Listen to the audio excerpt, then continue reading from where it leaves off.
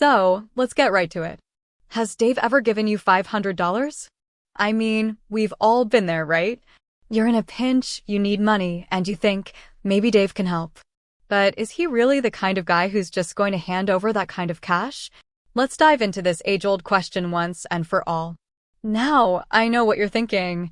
You've heard stories. Maybe your friend's cousin's roommate got a loan from Dave to cover their rent. Or maybe you've seen those memes about how he's basically a walking ATM. But let's be real, these are just myths. Dave is a busy guy. He's got a lot going on. He's running a business, he's got a family, and he's probably got his own financial goals. It's just not realistic to expect him to be a personal financial savior for everyone.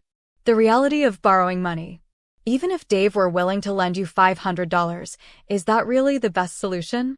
Borrowing money can be a slippery slope. It can lead to debt, stress, and financial instability.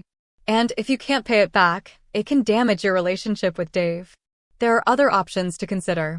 You could try to cut back on your expenses, find a side hustle, or ask a family member for help.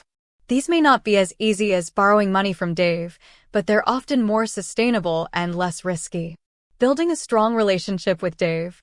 If you really need to borrow money from Dave, the best approach is to have a strong relationship with him.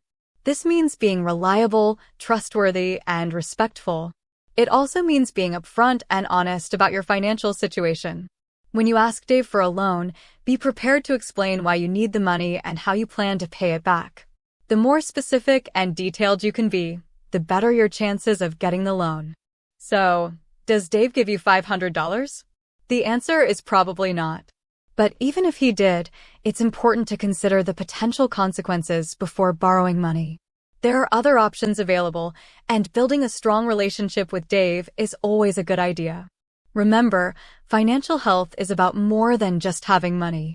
It's about managing your money wisely and making smart decisions.